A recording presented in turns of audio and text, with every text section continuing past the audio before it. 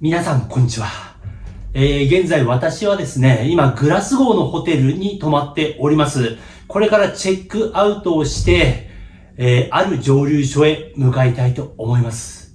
かつて王と呼ばれた蒸留所、フォルカークという場所にあります。ここから約30分ぐらいの場所ですかね。道中少し、寄り道をしてから、行く予定でございます。今日が最終日となります。明日午前中のフライトで日本へ帰る予定です。それでは最終日満喫したいと思います。ベルタンへやってまいりました。これやばい。新蒸留所の前に私が立っております。世界的蒸留機メーカーフォーサイス社に来ました。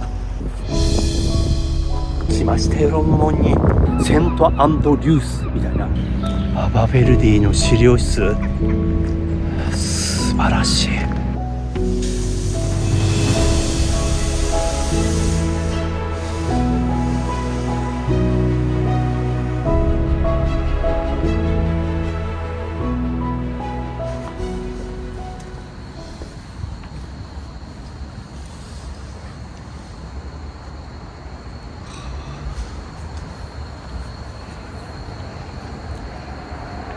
かつてローランドの王と言われたこの蒸留所ローズバンク最終日、にふさわしい蒸留所ですね。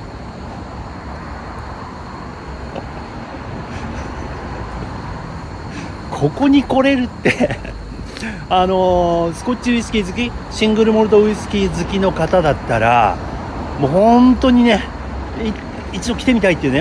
最近復活してね、再建して、また稼働始まった蒸留所ローズバンク。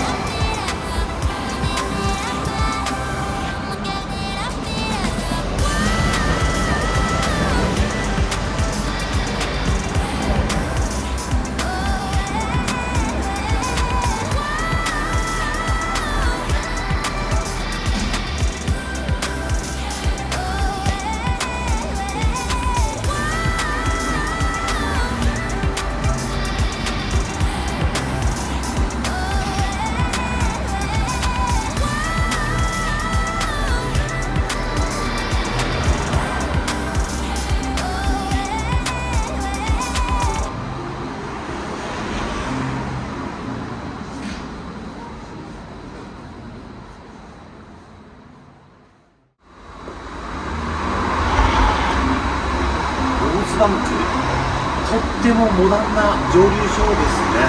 最近できたばっかり、ここだけありますよね。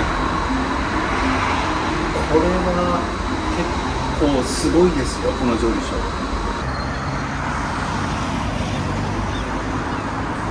ここからのアングル最高ですよね。バッチリ煙突も見えてて素晴らしい景観です。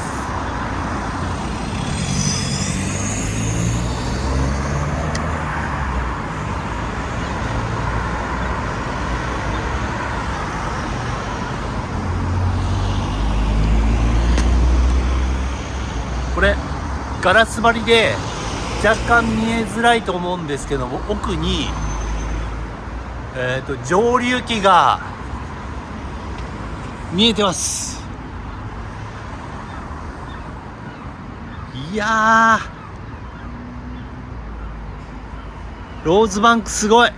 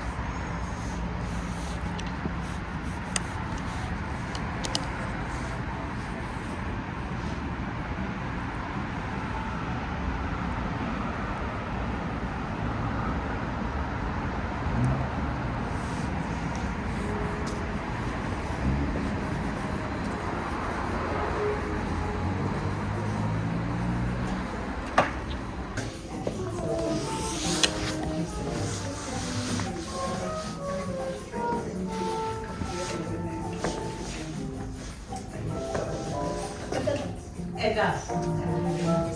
Good for you. It is one of the things that you can like you can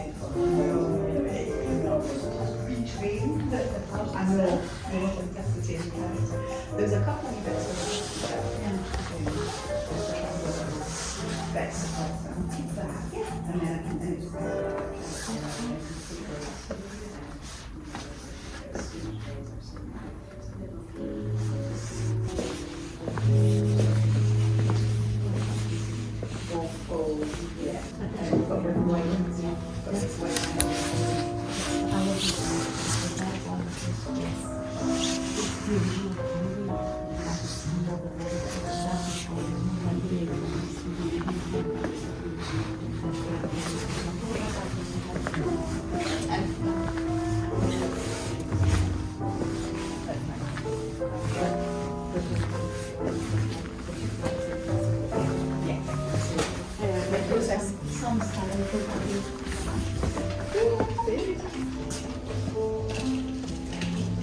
Hello, you happy just having a wee look? How are you doing again? I was just looking. You're looking. No problem.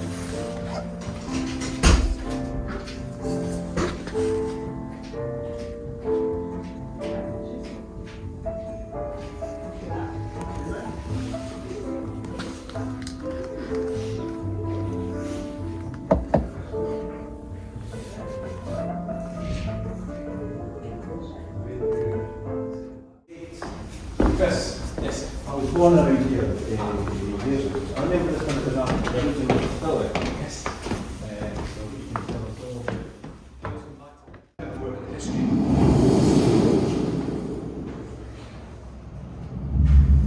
This story begins with one man, James Rankin, a licensed grocer and tea merchant in Falkirk. The year was 1840 when James acquired the maltings of an old distillery, which sat here on the banks of the Forth and Clyde Canal. When Rosebank simply found itself in the wrong place at the wrong time. Scottish industries fell into decline, global whisky sale plummeted, and on June 30th, 1993, the last few casks were filled, and the stills went cold. The doors were locked, the gates closed, darkness flooded the distillery. Shape of the originals. Welcome home, old friends. But this was about more than preserving a legacy. This was about the people of Falkirk. To them, Rosebank was a vital part of the community and a great source of local pride. Something we were determined to restore, one cask at a time. Number one, the closed foundry, that's in the Kirk cellar. Yeah, Archibald's still there. Here it's foundry. Oh, Bonet's that direction, I'm going.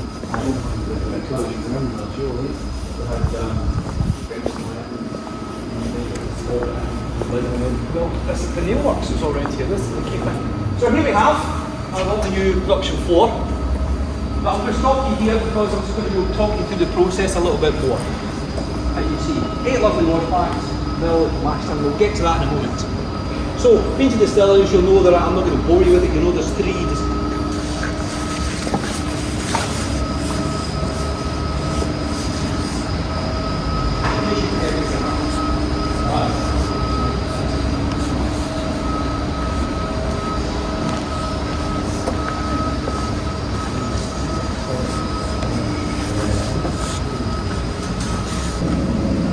the mill behind me to grind it into grist.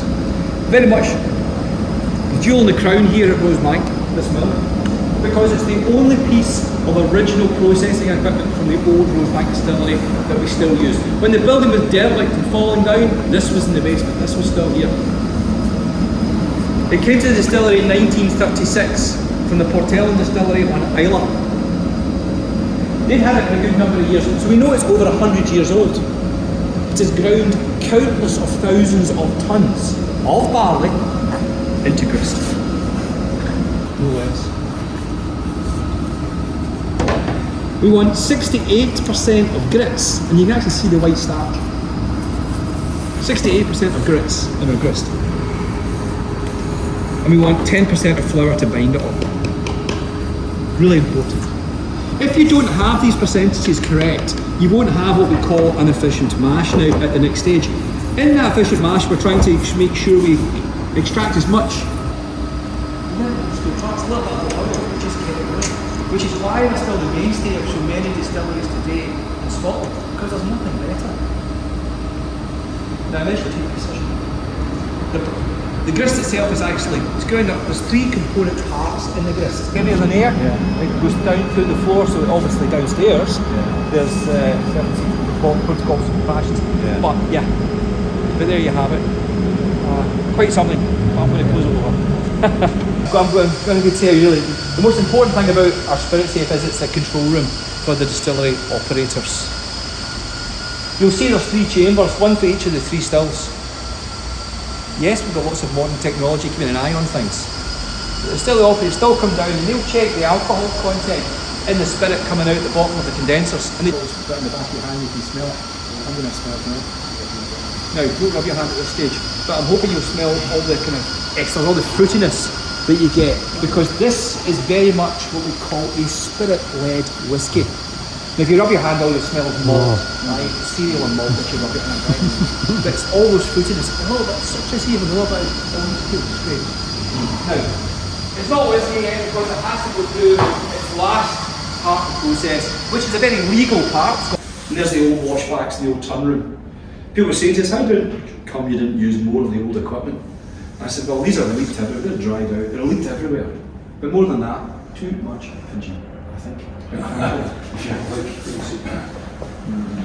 You see the chimney now, how huge it is, really. And there's lots of stories about that brickwork. Oh, it's a German bomb during the war. No, it wasn't. In the 1980s, the environmental legislation changed.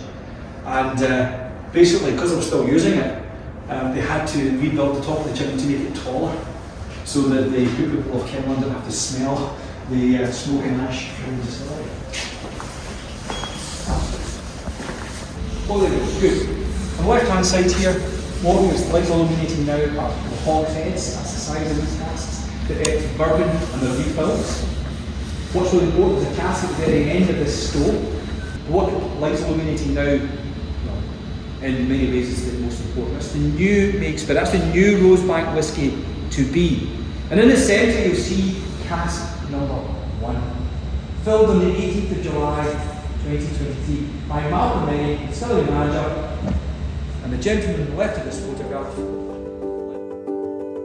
little videos. He goes hello, hello, hello again. So it's sip, sip. By the time you get to the third sip, you've done your own glucosa, bit with rattling in your mouth, mixed in a little bit of saliva into the getting there. Because this draft, the Tamdhu, totally different from the Glengoyne. And people do say, oh, Scotch is all the same. I say, no, it's not. The difference between this spacing of malt and this Highland. And I will say that Glengoyne, whilst it's north of Glasgow, is in fact a Highland distillery. It is the most southerly of the Highland distilleries. The distillery is in Highland, but the Carver is in Lowland. Where's the line drum? The road. Oh, it goes diagonally up, so it goes all the way up. That's a Lowland distillery. That's the way up.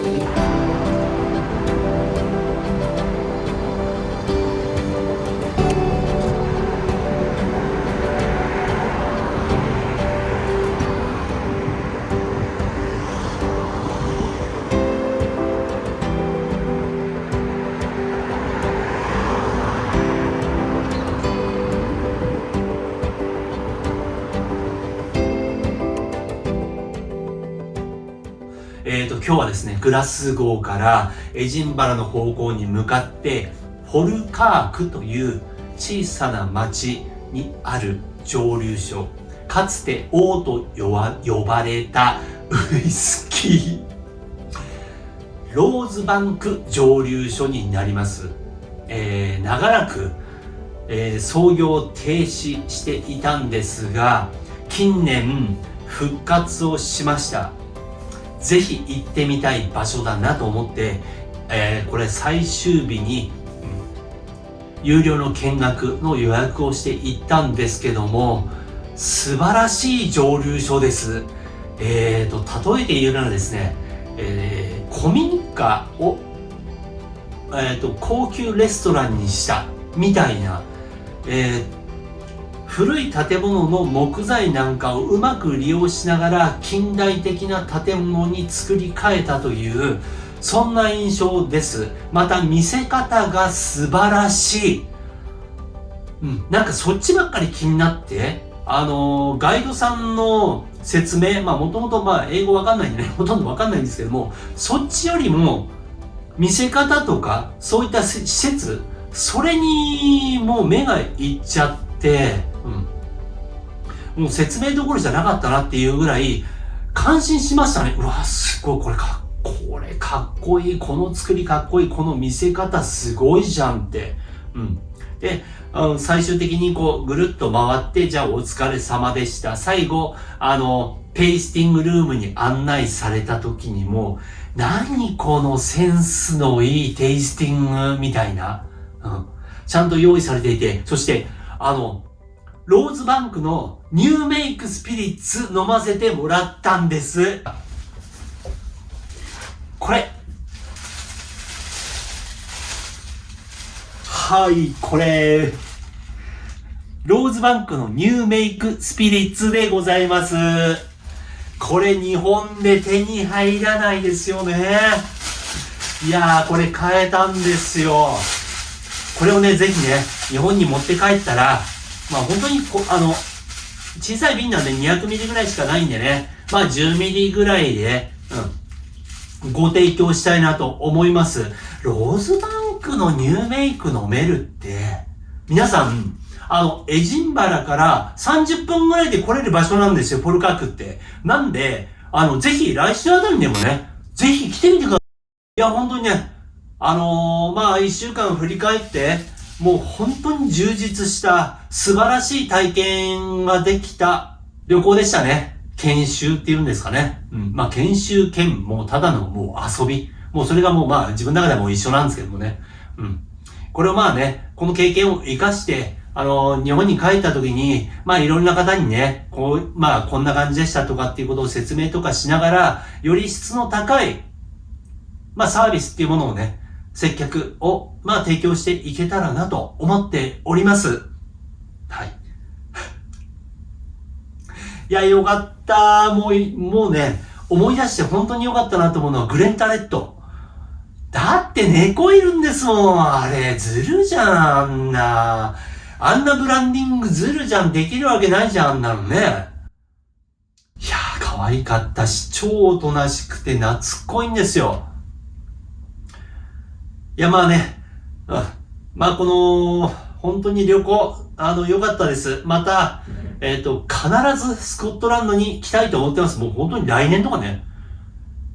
今年の秋ぐらいにもう一回来てもいいんじゃないかなと思ってますけどね。うちの嫁さんに多分愛想つかせれるなと思います。自分の母親に、メールしたんですよ。今実はスコットランドにいるんだって電話して、来て。あんた何今スコットランドにいるのみたいな。なんだこんな円高の時にそんなにみたいに言われて。だって円高って言ったって別にこれから下がるわけでももうしょうがないじゃんなんて話して。もうもう呆れられてんじゃないのあんたとかって言われて。あながち間違ってないのかなと思いますけどもね。ちょっと日本に帰ったらね、ちょっと頑張んなきゃいけないなと思います。はい。それでは、以上です。はい。乾杯。はい。うまい。シードル毎日飲んでたんですよ、ホテルで。うまい。